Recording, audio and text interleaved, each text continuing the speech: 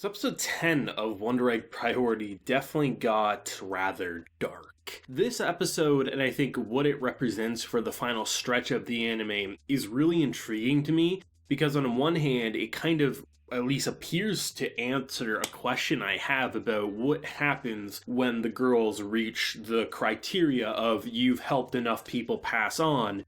Do you actually get to revive your friend, or does it go the route I think it is, let you move on and overcome that trauma? Up until the last couple of minutes, I was like, oh, they let you overcome your trauma. She's reached a threshold, she was accepted that she is a girl, and the person that she was helping was a boy. She had this really nice bonding moment, this romantic tension, and it just felt like she reached a point where the statue was the person and she phased through her, and it was as if she finally got to rest in peace the same way that obviously she's been helping all these different characters. And she seems so satisfied, so happy.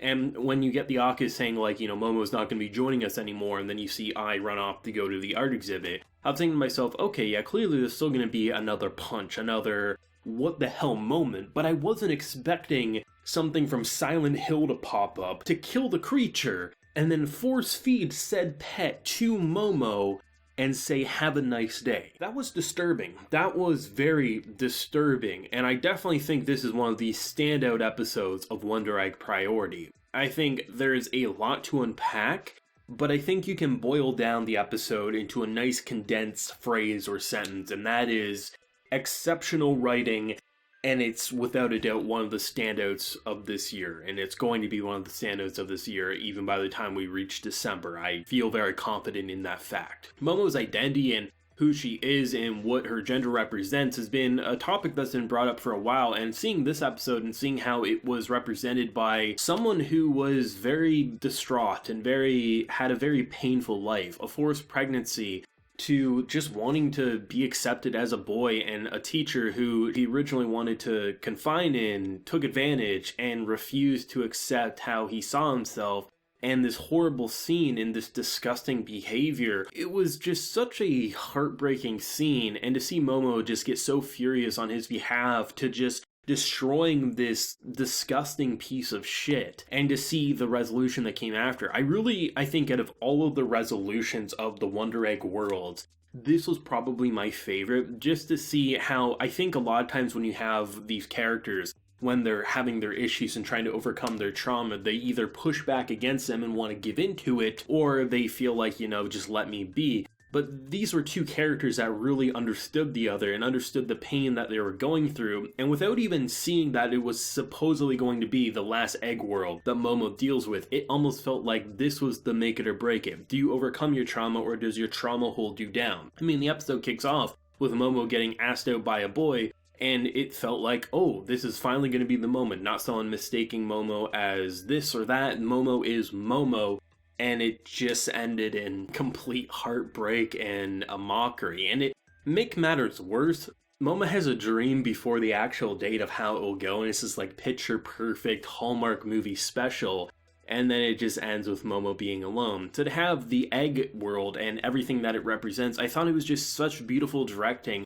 And it was heartbreak in the right ways. It made it feel realistic, and especially considering how Momo was trying to just like brush it aside, asking the girls to laugh because otherwise it'll be too painful to deal with the actual rejection that happened. And to see the aftermath of someone who really stood up for this character and how they have this bonding moments where, they're saying you're a girl and she's saying you're a boy, and they have this kiss. It's just like this perfect moment, and it felt like, here we go, right? This is the moment. Even before the curtain drops, you're like, okay, she'll see her friend, maybe she'll say some parting words. And even when she phased through her, I was like, okay, maybe that's all it ever was going to be. Once you clear an egg world that helps you personally overcome your trauma, you're no longer going to be held down by that statue, and you'll be able to move on with your life, which seemingly is what was happening until the Akkas come up saying how they're trying to fight this character or these characters, and, we gotta rope them back in. I mean, at this point, these dolls who have sacrificed their human bodies and have only kept their brains, yeah, they probably are scumbags to a certain extent, and this is a experiment. And to see just,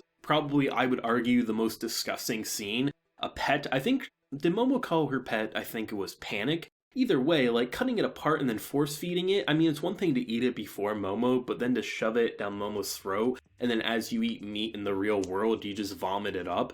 It's disgustingly, tragically beautiful, is the best way to put it. It's the type of story that you can't look away from, but it's horrifying when you do. It was such an episode. It got such a visceral reaction out of me that I was just like, if you were to ask me, what character, what plot point is my favorite? It was after Rika's whole episode, that was the perspective. But now after seeing Momo's, I'm like, wait, are they more equal? And it almost feels like the way the show works is you initially have a reaction out of the 4 characters, and you pick your favorite. But then once whoever is next in line, in this case it was Rika. Rika gets all the backstory, all the emotional clarification. You feel like Rika's our new favorite character. But now Momo's our new favorite. It almost feels like every time the character really gets their chance to shine, overcome, or be even further held down, they reach the same levels. And I feel like by the time the story truly wraps up, all 4 will really be at the same levels. And I really appreciate that about this show. Now, I and the teacher's very interesting situation. I still think people are going to be very heavily worried about the teacher, especially considering in this episode there was literally a predatory teacher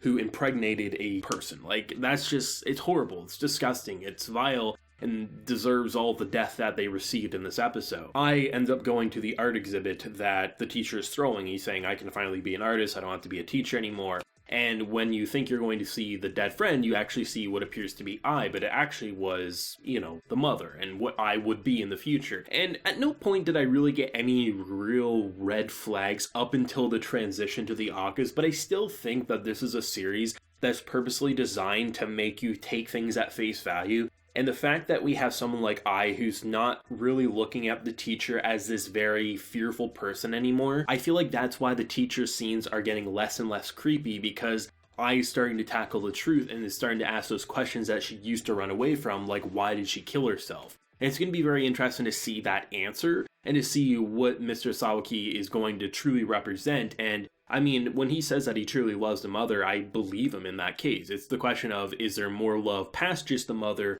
that being targeted towards I, or is it literally just being something that's being clouded and misrepresented, impressionable teenagers, which could very well be the case. Either way, I don't think any direction that this show goes down could be perceived as bad to me at this point. It feels like every route they go down is just so interesting. If you would have told me last week that we would have a scene where a pet that I really had no emotional connection to would be able to have a death that moved me so much and disgusted me so much, I would have called you a fool. But they did exactly that. This is a show that can be whatever it wants to be, and that's what's so interesting about it. And I love how they're tackling themes and ideas that, honestly, it hasn't been since Zombieland Saga. Without going into spoilers, there's a character that goes through an identity crisis, and the way they maturely explain that and show a character is who they want to be, I thought was beautifully well done, and it's equally well done here, and even more so I'd argue, because it's such a relevant theme and it's not just like a 1 episode thing, it's like multiple episodes to get here. 10 out of 10 episode, love it. I can't wait for more. Let me know your thoughts and feelings down below, and definitely your theories about where it's going, because there's a lot to speculate on this week, but for me, I'm just here for the roller coaster and I'll see where it takes me. If you enjoyed the video, leave a like, share your support, and hit that subscribe button if you have been new around here. So until next time, everyone, please take care and have a good one.